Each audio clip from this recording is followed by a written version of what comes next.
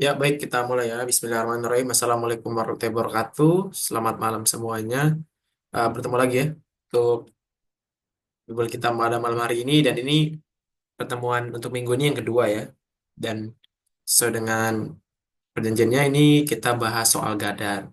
Jadi seperti biasa nanti kita bahas soal-soal. Nanti yang mau ditanyakan misalnya ada yang di luar soal ini ataupun yang lainnya bisa kita diskusikan ya.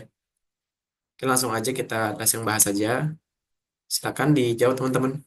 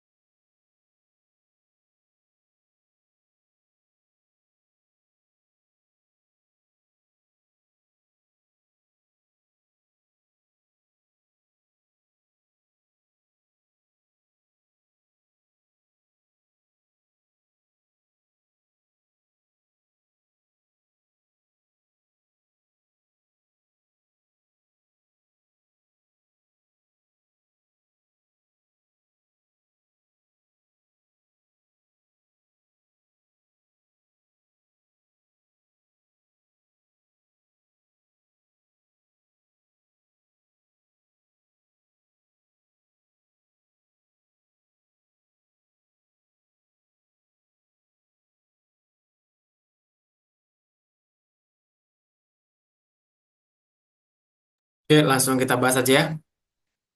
Silahkan jawab. Ini pertanyaannya, apa interpretasi? Nah, tapi interpretasi ini memang kadang ada, kadang enggak ya. Paling muncul satu soal dalam hukum.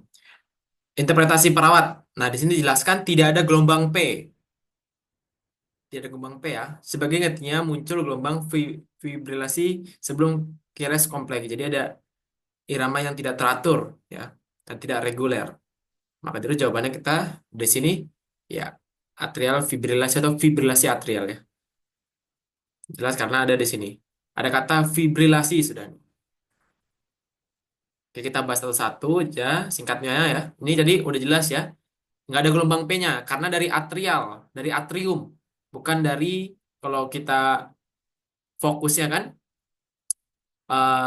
fokus ke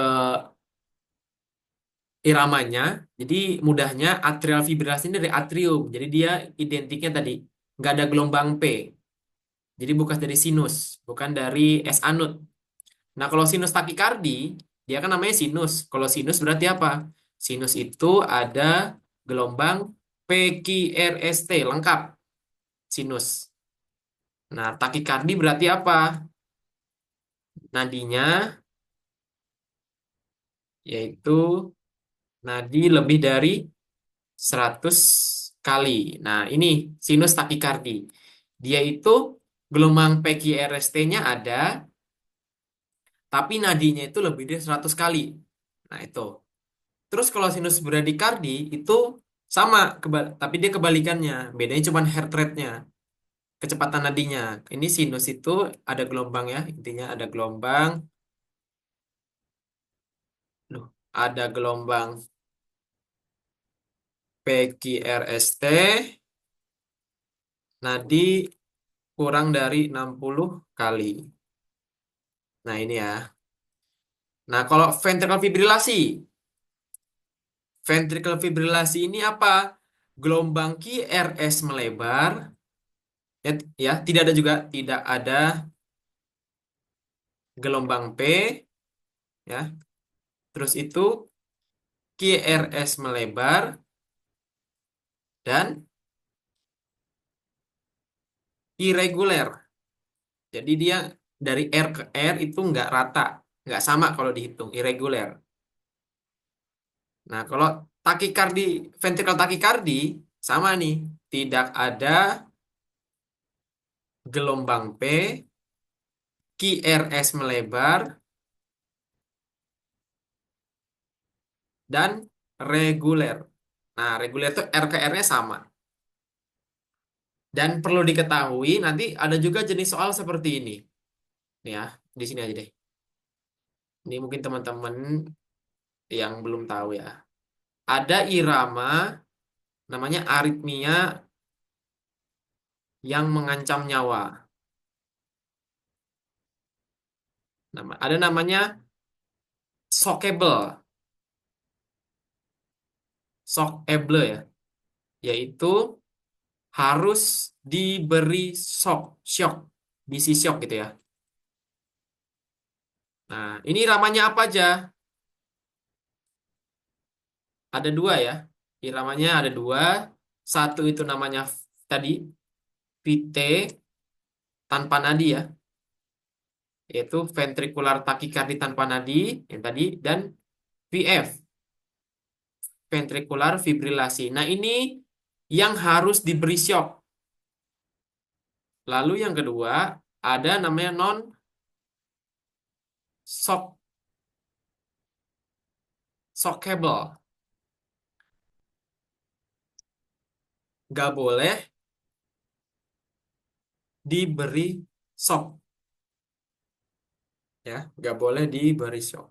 Ini apa? Satu asistol. Asistol itu garis lurus ya. Jadi kalau garis lurus itu nggak boleh diberi shock. Terus yang kedua ada PEA ya. PEA ini dia irama jantung tanpa nadi. Tanpa nadi. Nah, ini perlu diketahui untuk dua ini ya, dua irama ini. Shockable dan shockable. Jadi yang paling sering soal kalau dalam kamu itu yang muncul ya ini untuk Gadar tipenya.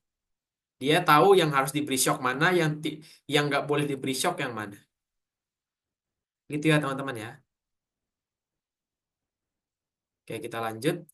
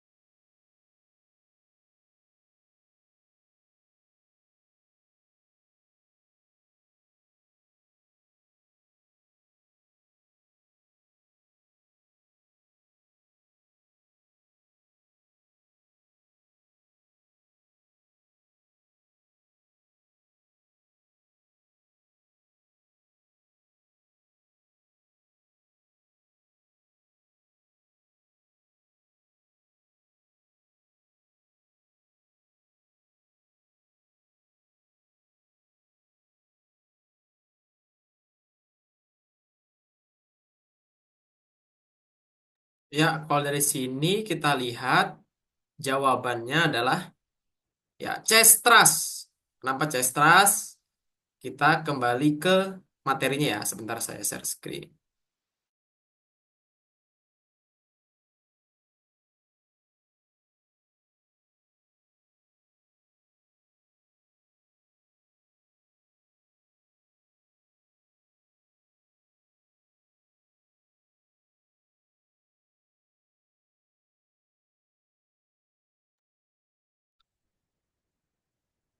Sudah terlihat ya teman-teman ya.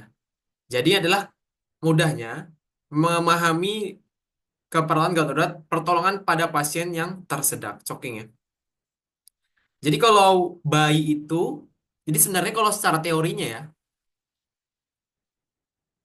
Kak bagaimana menentukan chest thrust? Iya ini nanti ini. Jadi kalau ada soal bayi, ya, bayi itu yang pertama back blow. Tapi kalau jadi Heimlich maneuver atau abdominal thrust itu pada pasien dewasa dan anak. Jadi Heimlich maneuver sama abdominal thrust itu sama. Nah, ini pada pasien dewasa dan anak ya. Anak ini dalam arti sudah bisa berdiri. Jadi anak itu udah bisa berdiri, diberi ini. Dan kita yang menyesuaikan. Misalnya tinggi badannya nggak sesuai, jadi kita yang jongkok.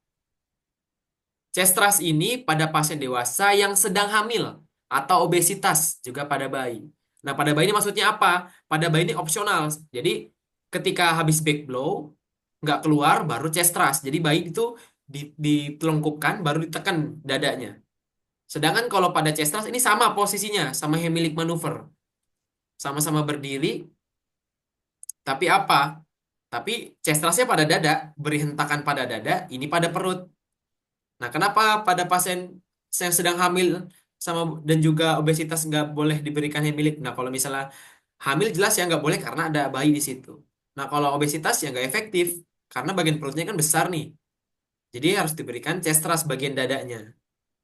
Gitu ya, kata kunci. Karena obesitas ya, Kak. Ya, betul. Tadi dalam soal tadi kita lihat. Nah, dalam soal tadi apa? Pasien tampak obesitas dan pasien dewasa. Nah, jelas maka jawabannya adalah chest thrust ya. Jadi fokus pada lihat usianya, terus kondisinya, hamil kah, obesitas kah? Itu udah kata kunci tadi tiga tuh. Pasti mudah kalau udah tahu memahami. Lanjut.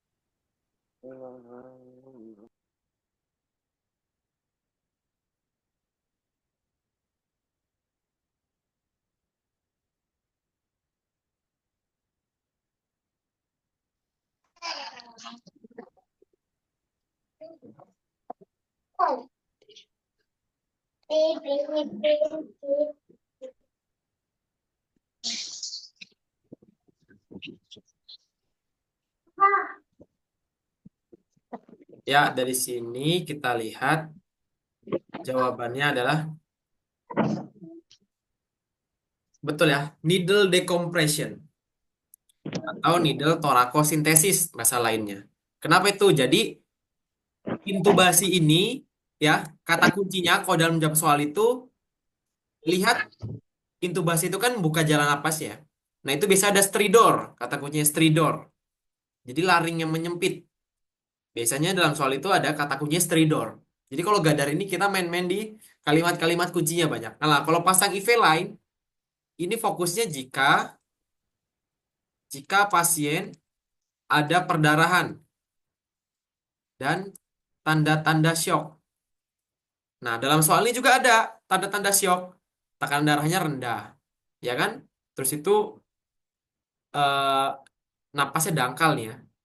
Akral dingin ini termasuk tanda-tanda syok juga. Ada, cuman fokusnya pada apa? Pada pasien dengan misalnya eh, tanda-tanda syok atau kurangan perdarahan. Perikardiosintesis ini udah di meja operasi sih. Dia pada kardionya. Ini nanti indikasi lanjutan. Lanjutan dari ya, lanjutan dari misalnya pada apa namanya tamponade jantung. Beri oksigen. Nah, beri oksigen ini kalau masalah airway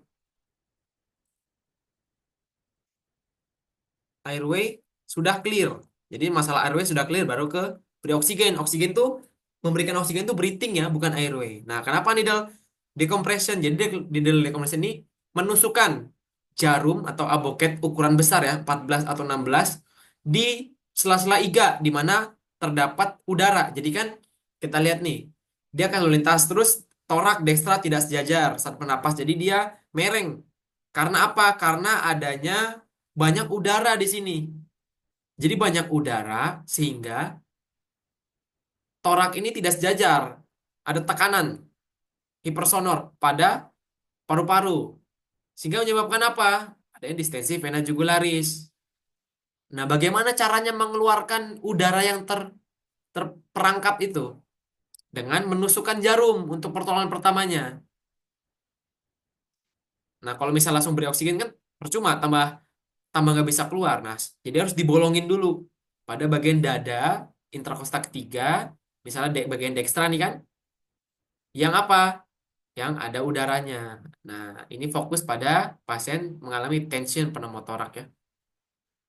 Gitu. Jadi ingat katanya, ingat tanda gejalanya, terus itu fokus ke masalahnya. Jadi kalau gadar ini ngeliat aja masalahnya yang utama apa, yang perlu tolong apa. Gitu. Nah, ini ya. Yang kedua atau ketiga, sedangkan mid clavicula.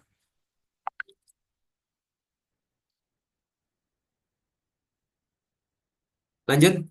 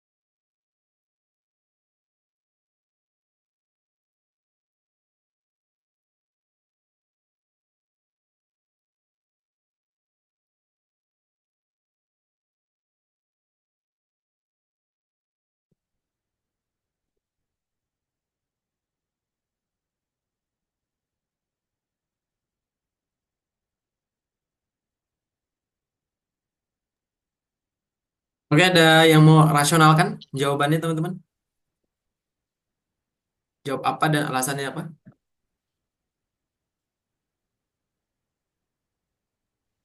Saya Kak, izin jawab Kak.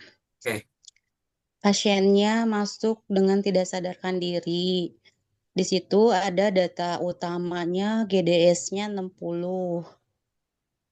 Berarti itu terjadi hipoglikemi pada pasien tersebut. Penanganan pertama yang paling tepat dalam kasus ini, menurut saya pemberian Dex 40%. Begitu Kak, maaf kalau salah. oke, siap. Terima kasih. Maaf ya. Jadi, oke, dari soal ini kita lihat, terima kasih. Dalam soal kita lihat kan, apakah penanganan pertama yang paling tepat? Nah, berarti penanganan pertama itu yang pertama sama utama sama ya. Kita lihat di sini betul tadi gula darahnya 60, berarti ini hipoglikemi. Sehingga muncul simptom ya tanda gejalanya ya. Bibir sianosis akral dingin. Nah, dia ada DM tipe 2. Ya makanya jawabannya, Iboy, boy. Sekarang halo? kayak gimana dulu? Ya, maka di sini jawabannya adalah ya pemberian D40 ya. Jadi kita perlu bedakan antara D40 dan D5%. Kalau D40 itu flash bentukannya. Jadi dalam satu flash 25 mili isinya 40% gula. Jadi dalam sedangkan kalau 500 cc itu banyak satu kolf. Dia per 100 cc-nya 5%. Jadi dalam 500 kolf ini 25%. Nah, bagaimana ketika dengan kondisi pasien tidak sadarkan diri untuk meningkatkan gula darah secara cepat? Nah, protokolnya untuk hipoglikemi yaitu ketika gula darahnya 60 sampai 80 itu masuk 2 flash. Dan untuk D5 ini ketika pasien nanti sudah sadar dan untuk maintenance agar tidak terjadi atau mencegah hipoglikemi. Sedangkan kalau ini dia kondisi pasien sudah tidak sadar. Tapi dalam soal misal gula darahnya 60 atau 70, tapi pasien masih sadar. Nah, itu jangan langsung ke D40, tapi anjurkan pasien untuk minum atau makan makanan manis. Gitu ya. Jadi fokusnya ke masalah.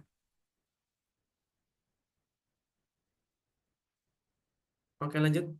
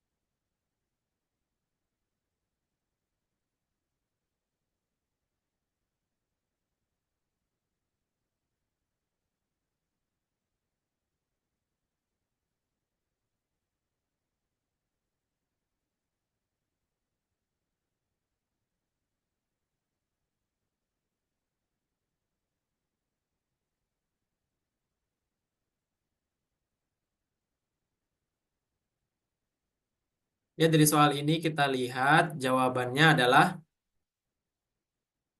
ya betul ya. Penurunan TD secara bertahap. Jadi sama ya. Seperti penjelasan KMB, kalau evaluasi itu fokusnya ngelihat dari tindakan yang dilakukan dalam mengatasi masalah yang mana. Nah, di sini tindakan dilakukan apa? Tindakannya yaitu dengan minum obat antihipertensi dan diistirahatkan. Nah, ini untuk mengatasi masalah yang apa? Itu tekan darah yang tinggi, 200 per 110. Jadi, harapannya ya kembali ke masalahnya lagi. Jadi, tindakan itu kan sesuai dengan masalah. Nah, masalah ya tindakan ini solusinya sesuai enggak? Sejalan enggak dengan tujuannya? Nah, sini tujuannya untuk menurunkan tekanan darah. Berarti jawabannya ya, menurunkan tekanan darah karena tekanan darah tadi tinggi pada pasien. Kita lanjut.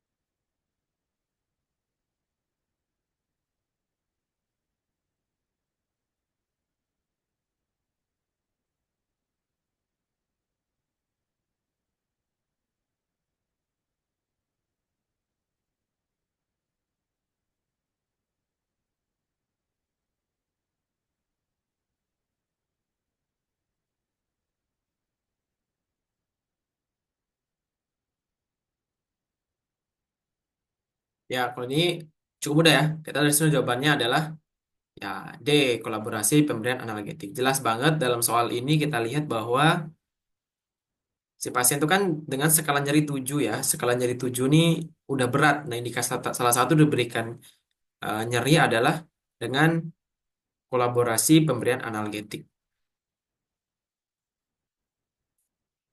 Kalau nggak ada masalah airway pada dan breathing, maka fokus saja ke nyerinya. Dan ini jawabannya adalah analgetik ya. Kita lanjut.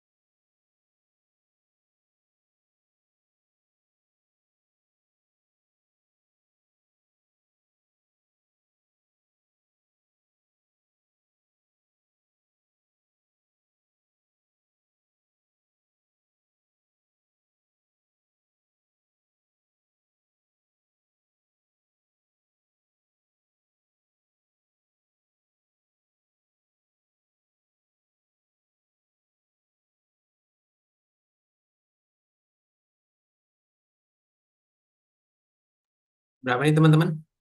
Oke, kita lihat jawabannya. Betul nggak ya? Ya, di sini 27% ya. Coba kita lihat teorinya dulu ya. Kita lihat materinya terkait dengan luka bakar. Luka bakar.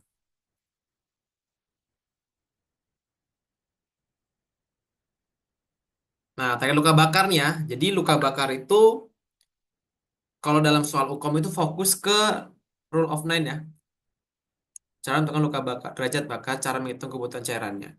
Nah, jadi kalau kepala itu, jadi perlu kita bedakan dulu bagian depan sama bagian belakang. Nah, kalau bagian kepala itu depan itu 4,5, belakang itu 4,5. Jadi depan belakang 9%. Nah, kalau bagian dada sama abdomen itu terpisah ya. Jadi dada itu jangan digabung. Tapi kalau di soal disampaikan dada dan abdomen baru digabung. Nah, sini dada 9%, abdomen 9%. Tangan nih, tangan. Tangan kanan itu depan 4,5, belakang 4,5. Jadi depan belakang 4,5. Depan belakang 9%. Tapi kalau dalam soal cuma disebutkan tangan kanan, berarti atau lengan kanan, itu berarti apa? Dia full depan belakang. Tapi kalau spesifik tangan kanan bagian depan, berarti cuma bagian depan saja. Nah, bagian belakang punggung 9%, pinggang 9%. Terus bagian kelamin ini perineum 1%, bagian kaki ya, ini full dari apex sepuncak ya sampai ke dasar nih. Depan itu 9%, belakang 9%. Jadi depan belakang 18%. Nah, terus bagaimana cara ngitung cairannya? 4 ya, rumusnya 4 dikali berat badan dikali luas luka bakar. Pemberian 8 jam pertama adalah 50% dari total kebutuhan cairan. Ya, jadi tinggal dibagi dua. Maksudnya apa? Kan 100% itu 100 persen itu full ya. Nah, kalau misalnya 50% kan setengahnya. Jadi tinggal kita bagi dua. Terus kalau 8 jam kedua kita bagi 4 mudahnya. Atau teman-teman mau langsung kalikan 25% juga boleh. Se Senyamannya menghitung ya. Karena saya tidak terlalu coba bagi hitung, jadi saya bagi 4 aja akalin. Terus 8 jam ketiga juga tinggal dibagi 4 karena 25%. Contoh kasusnya nih, pasien dengan luka bakar bagian dada, abdomen, dan tangan kanan bagian depan. BB-nya 62 kilo. Berapa persentase dan cairan? Dada 9%, abdomen 9%, tangan kanan bagian depan 4,5%. Totalnya 9 tambah 9 tambah 4,5, 22,5%. Karena ditanya jumlah cairan total, jadi langsung kita kalikan aja. 4 dikali 62 kali 22,5. Sama dengan 5.580. Itu total kebutuhan cairannya. Nah, dalam soal tadi kan kita lihat, nah, telapak tangan hingga ke siku. Jadi cuma sampai siku doang. Bagian humerus itu ya, lengan atas enggak masuk. Jadi pas tengah, 9, 9. Maka 4 tambah setengah, 9. 9 kali 3, 27. Maka tolak A ya, 27.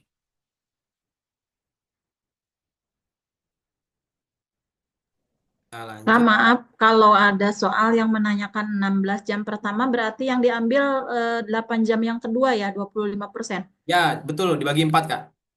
Jadi udah itu gabung dia, nanti ujung-ujungnya bakal dapat total kebutuhan cairannya. Jadi kalau sudah Mm-mm. 16 jam kedua udah hitung, kan masuk ke 16 jam ya. Mm-mm. Jadi seperempatnya, tinggal dibagi 4. Oh, berarti sama aja pertanyaannya dengan 8 jam kedua gitu ya? Ya, betul. Karena 8 jam kedua kan hitungannya udah 16 jam kan? Iya, Nah, jadi sama untuk berarti sama aja ya. betul, Kak. Selanjut ya, ada lagi? Lanjut. Oke, kita lanjut. Nah, ini.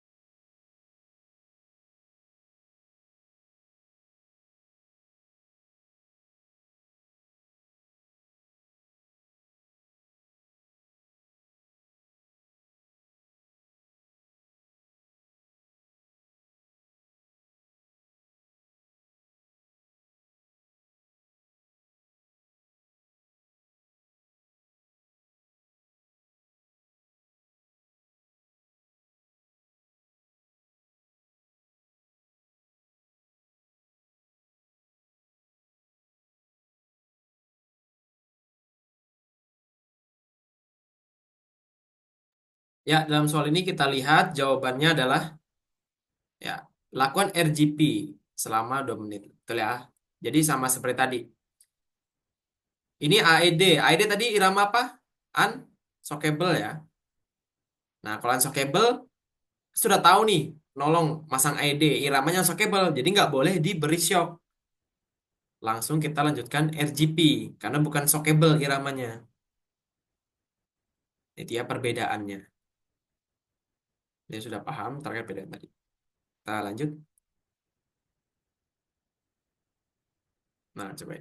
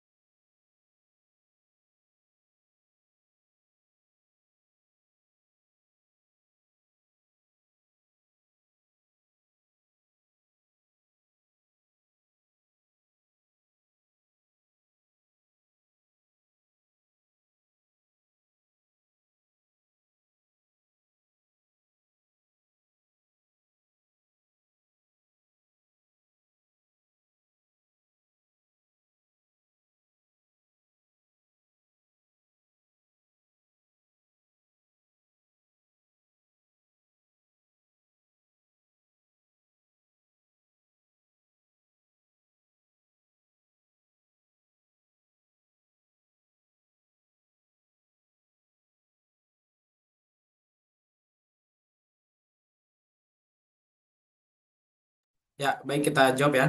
Dari soal ini, ada yang mau jelaskan? Atau mau coret-coret juga nggak apa-apa di sini? Izin jelaskan, Kak. Oke, oke. Gimana? Iya, nanti kalau salah mohon Oh ya, koreksinya ya. kita aman aja. Diskusi kan. Iya. Jadi kan untuk luas luka bakarnya itu kan ada di dada, tangan kanan sama paha kanan. Jadi totalnya 27%.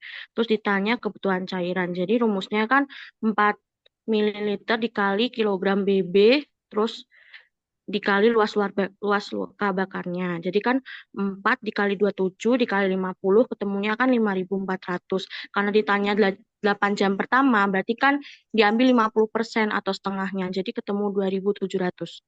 Oke, berarti langsung dibagi dua gitu ya. 50%.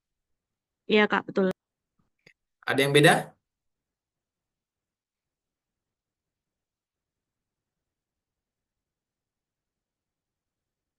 Sama. Oke, kita lihat jawabannya adalah ya, betul ya. D, 2.700.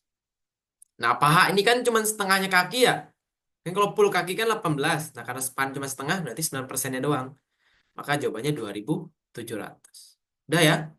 Luka bakar jadi tinggal ngapalin derajat luka bakarnya. Setelah habis itu baru kita memahami dari persentase luka bakarnya. Cara ngitungnya. Kita lanjut.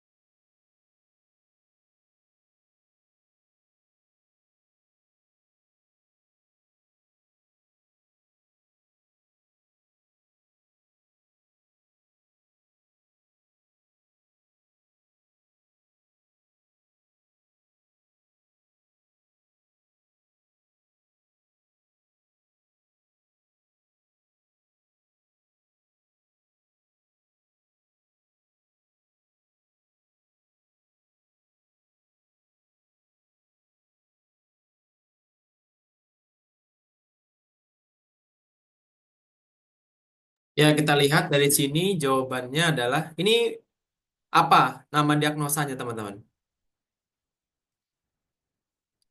Open pneumotoraks. Oke, jadi kalau open pneumotorak, tanda gejala yang paling sering muncul apa?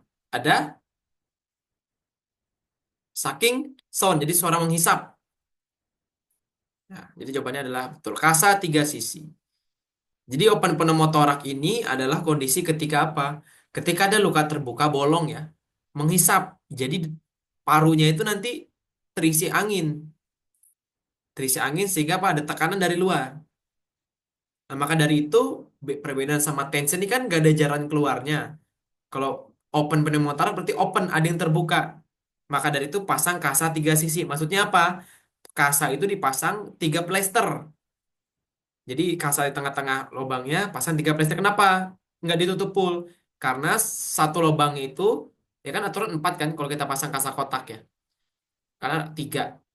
Dan satunya itu untuk apa? Ketika kita inspirasi, tarik nafas, ya, dan ekspirasi, itu udara yang di dalam paru itu akan keluar. Tapi yang dari luar tidak akan masuk. Ya, itu fungsi dari kasa tiga sisi. Maka jawabannya adalah B. Kita lanjut.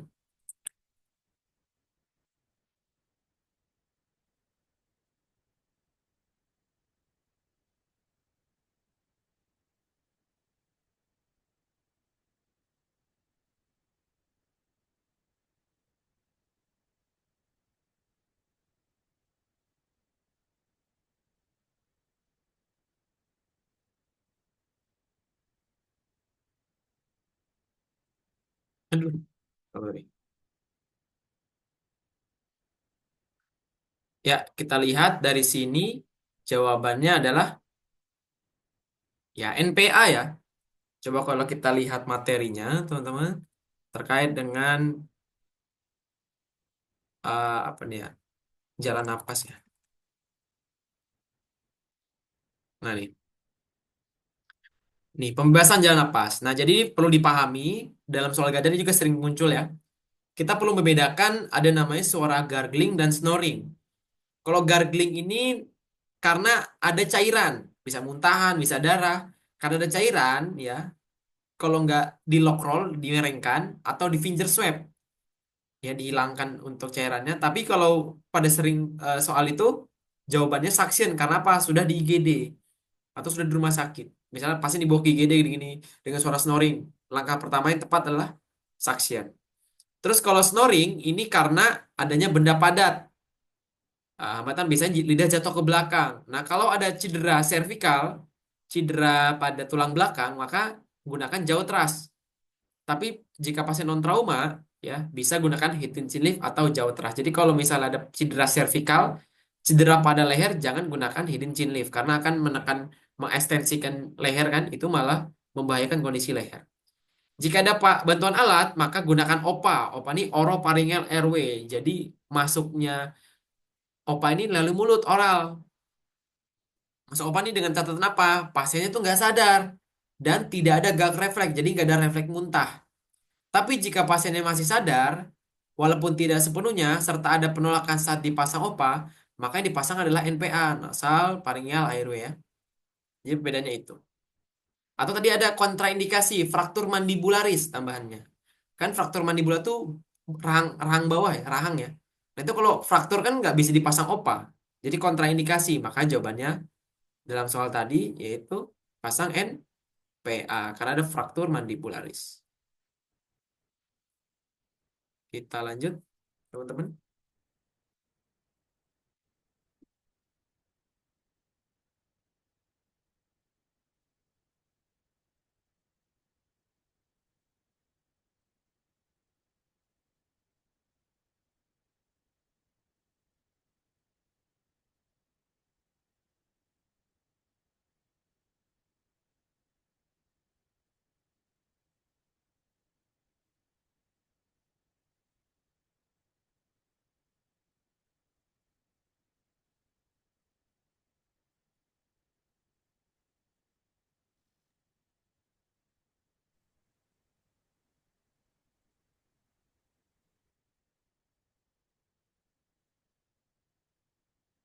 Ya, dari sini kita lihat jawabannya adalah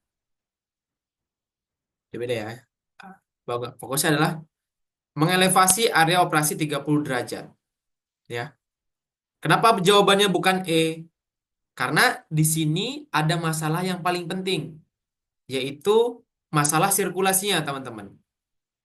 Jadi, seperti saya bilang, kalau nggak ada masalah aerobatic sirkulasi, kita fokus ke nyerinya. Tapi di sini kita lihat, dia fraktur kan, mengalami perawatan pasca orif, debridemen. Skala 6 nih pengecohnya. Nah, bengkak dan terabangan pada area operasi. Nah, ini membiru, menandakan sirkulasi itu nggak lancar. Kayak gitu. Nah, sirkulasi nggak lancar ini menandakan apa? Perlunya, nah, mengelevasi, jadi ditinggikan area operasi agar apa? Agar sirkulasinya kembali ke jantung itu cepat. Nah, lakukan mobilitas terapi kompresi jika perlu elevasi lebih di atas jantung jika perlu. Ini dia mengembalikan sirkulasinya. Dorong latihan tentang gerakan aktif dan pasif, terutama pada pasien aktif bawah saat tidak baring. Jadi kita lihat kalau nggak ada masalah airway breathing circulation, maka kita jawab nyerinya. Tapi di sini ada masalah pada apa? Sirkulasinya. Maka kita fokus ke untuk penanganan sirkulasi terlebih dahulu agar tidak memperparah keadaannya. Oke, kita lanjut.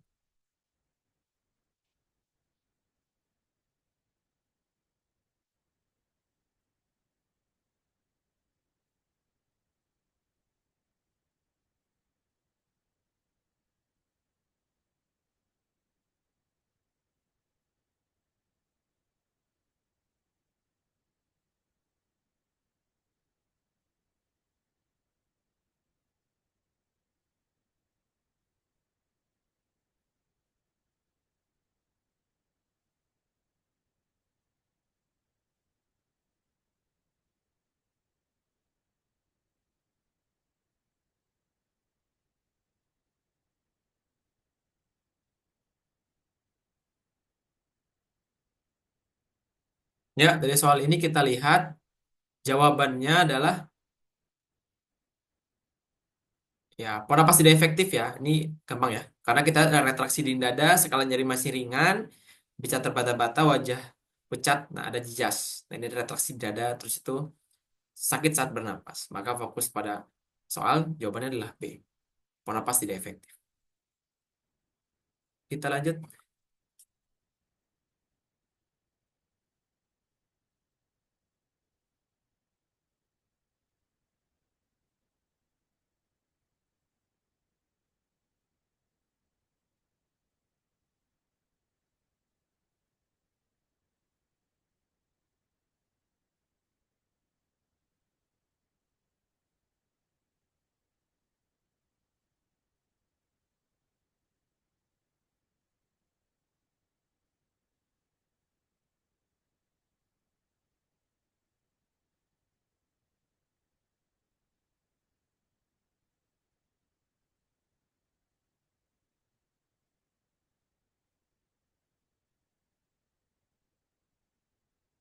Ya, kita lihat dari sini jawabannya adalah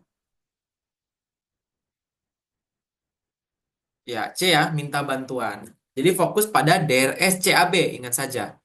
D, D itu kan artinya danger kan, aman diri, aman lingkungan, aman pasien. Ketika sudah danger, cek respon, yaitu AFPU, alert, verbal, pain, unresponsive. Nah, di sini kita lihat penolong memastikan keamanan diri, lingkungan, serta pasien dan kemudian melakukan cek respon, karena udah cek respon ini AFPU ya, dan hasilnya tidak ada. DR, bis DR, baru S, short for help, meminta pertolongan. Maka jawabannya adalah, betul ya, minta bantuan. Lanjut.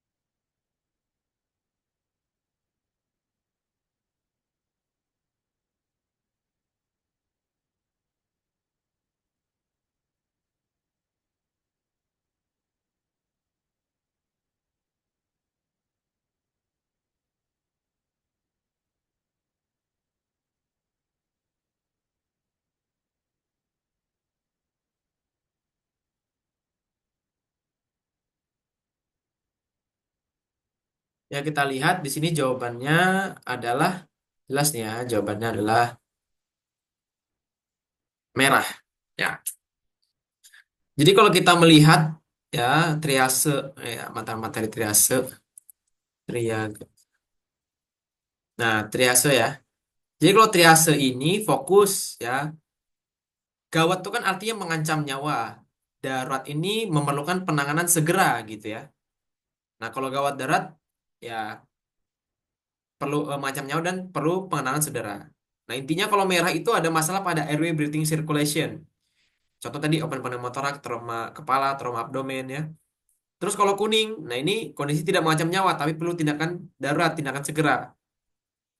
Pasien sadar tidak ada gangguan ABC, fraktur minor, otitis media, luka bakar tanpa komplikasi, ya. Lalu hijau, keadaan yang tidak mengancam nyawa dan tidak memerlukan tindakan segera. Misalnya ya, demam, flu, batuk. Kalau hitam, pasien meninggal dunia. Gitu ya. Nah, kalau di sini udah masalah pada airway ya, adanya snoring, jelas. Jawabannya adalah merah. Kita lanjut.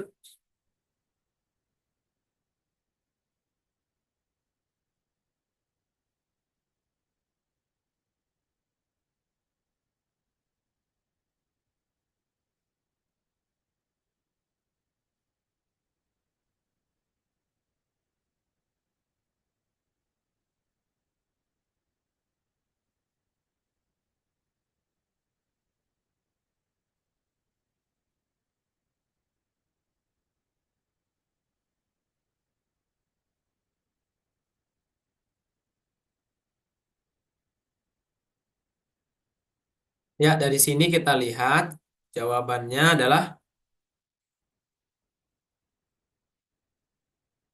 ya, betul ya. Resiko perubahan cerebral tidak efektif. Karena melihat kesadaran menurun, GCS 8, luka kepala, ya, nadinya cepat, tekanan darah tinggi ya. Walaupun suhu tinggi ini adalah bentuk kompensasi ketika ada trauma itu. Maka jawabannya adalah A. Ada trauma dengan peningkatan TTIK, tekanan intrakranial. Jawabannya A ya. Kita lanjut.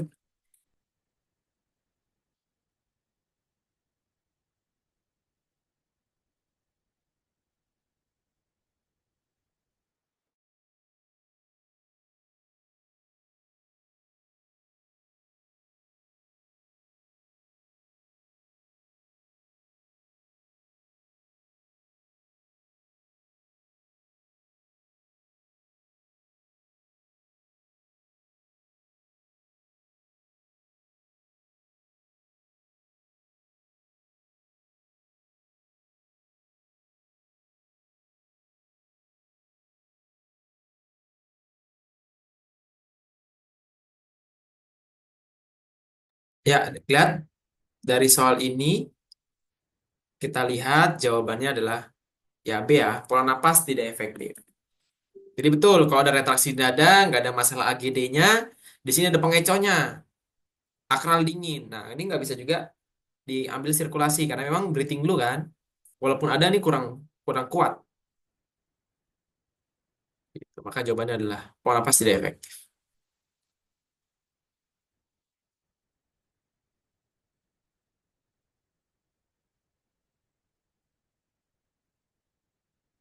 Lanjut.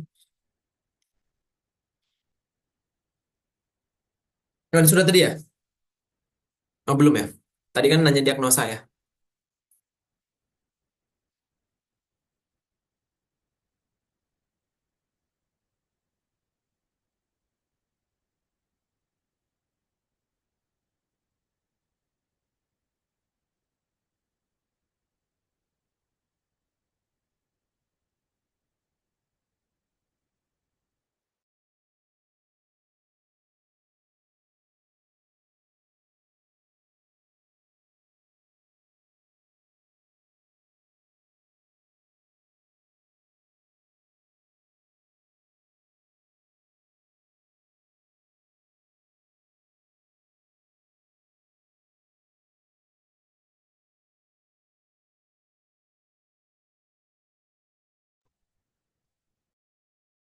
Ya, kita lihat dari sini jawabannya adalah ini apa nih? Kira-kira Masalahnya apa nih? Pada apa? Airway, breathing, circulation yang paling utama?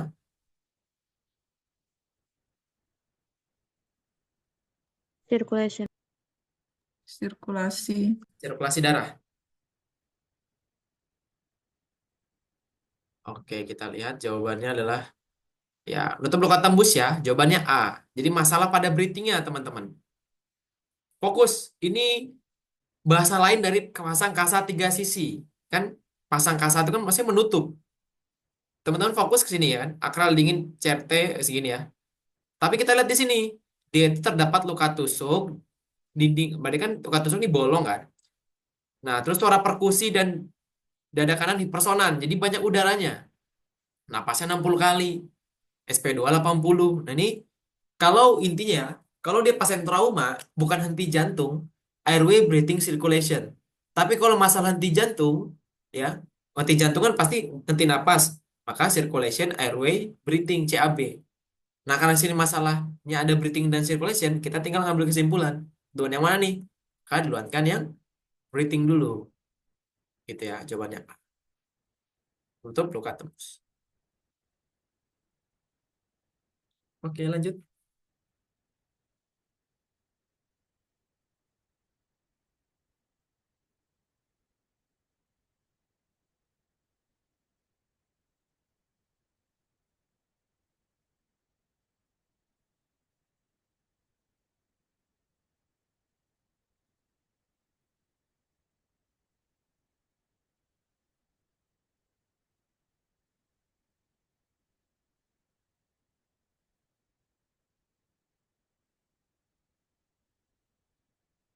Kita lihat di sini jelas ya. Jawabannya adalah ya elektrokardiografi karena melihat bahwa dalam soal dia kan keluhan dada menjalar ke lengan. Nah, ini tanda-tanda dari STEMI ya, bisa STEMI, unstemi atau angina unstable angina pectoris. Jadi masalah pada angina pectoris ya.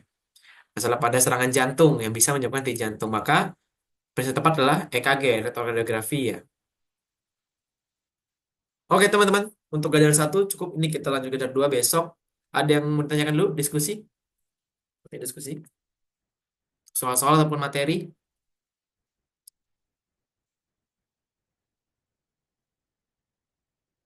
Ada yang masih bingung bertanyakan?